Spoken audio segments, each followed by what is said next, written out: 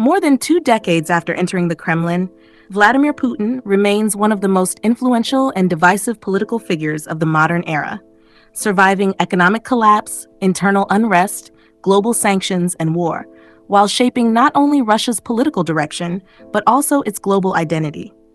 To his supporters, he restored national strength after a period of chaos. To his critics, he constructed one of the most centralized political systems of the 21st century.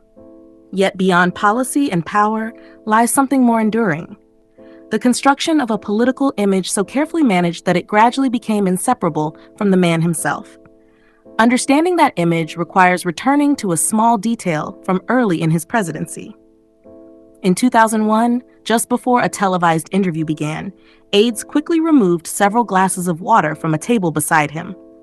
When asked why, the explanation was simple: the glasses might be mistaken for vodka on camera, and any accident during a live broadcast could create unnecessary distraction.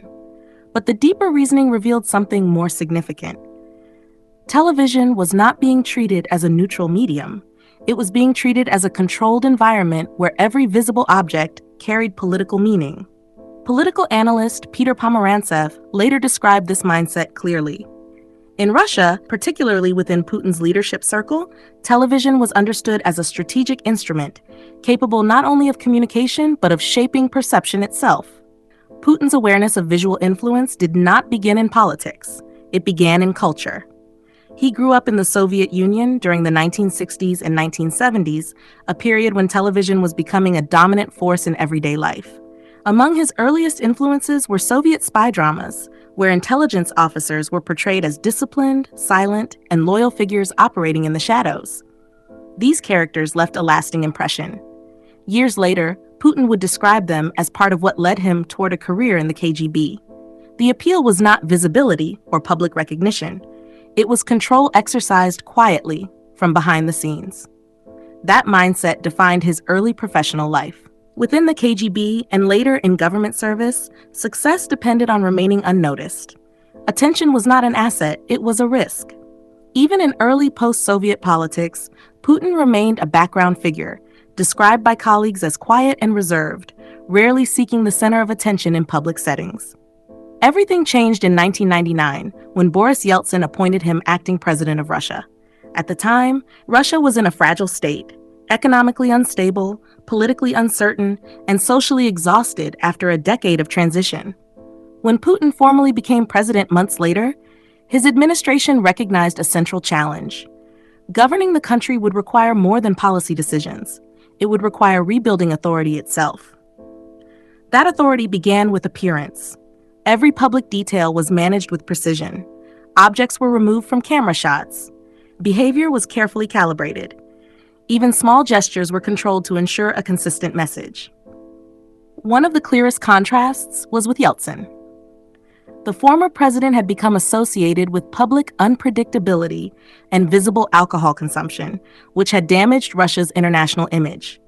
Putin's administration deliberately constructed the opposite impression. He was shown drinking tea, often sweetened with honey, even at formal gatherings where alcohol was present for others. The message was not accidental. It was symbolic discipline. As Putin's presidency stabilized, his image evolved into something more deliberate and physical. He was photographed flying fighter jets, practicing judo, and participating in demanding physical activities. These were not casual images. They were structured political statements designed to reinforce ideas of strength, control, and endurance. The underlying message was consistent. Leadership was not only administrative, it was physical, disciplined, and visibly controlled. By the mid-2000s, this approach expanded further into carefully staged public imagery. Putin appeared in hunting scenes, outdoor expeditions, and symbolic displays of physical capability. These were not random photographs. They formed a coherent visual strategy. In 2007, a new phase of this strategy emerged. Photographs of Putin riding horseback without a shirt, fishing in remote rivers, and swimming in cold waters circulated globally. For some audiences, the images appeared theatrical. For others, they reinforced the idea of a strong and capable national leader. The ambiguity itself became part of the strategy. Political analyst Peter Pomerantsev later argued that this dual interpretation was intentional. The images were designed so different audiences could project their own meaning onto them. Supporters saw authenticity and strength. Critics saw performance and control. Both interpretations, in different ways, served the same political function: visibility. Russia expert Fiona Hill described this approach as a new form of political branding, blending elements of Soviet symbolism with modern media culture. Putin was no longer simply a political leader. He was becoming a managed public identity shaped for the age of global media. Beyond personal imagery, these visual strategies reflected a broader political narrative. Russia was being repositioned as a state that had regained confidence after the instability of the 1990s. Official rhetoric increasingly emphasized sovereignty, strength, and resistance to external pressure.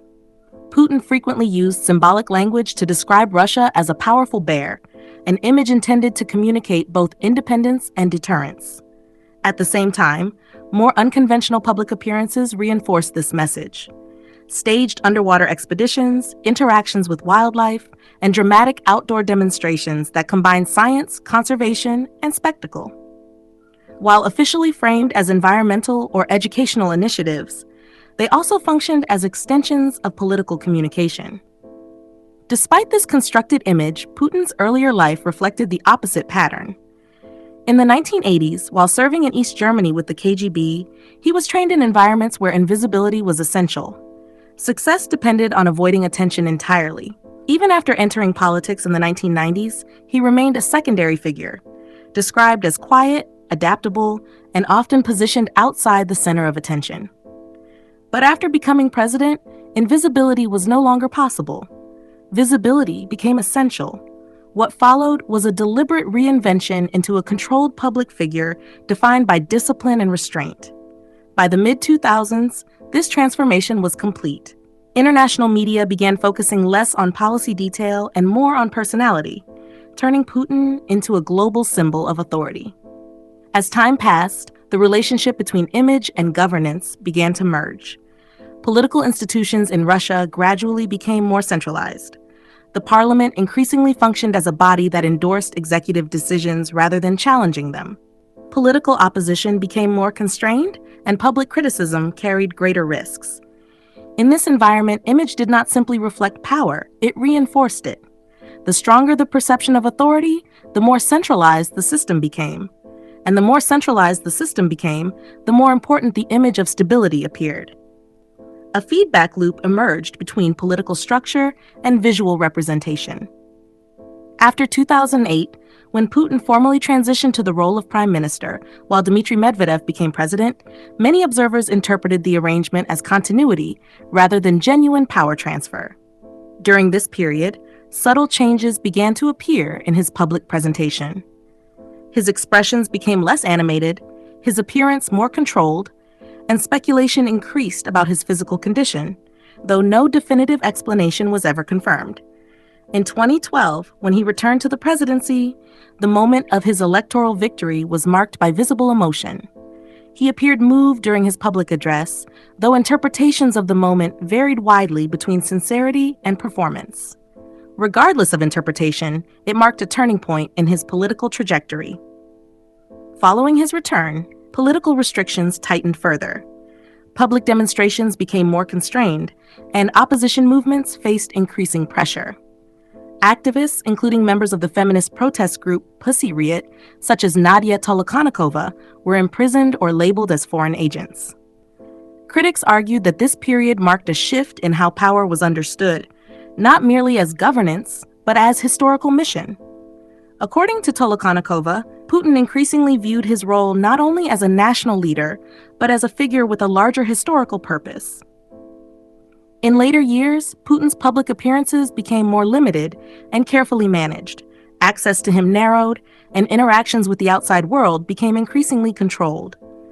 Analysts such as Fiona Hill have suggested that this reflects both security concerns and political strategy. The war in Ukraine has since become central to his political identity.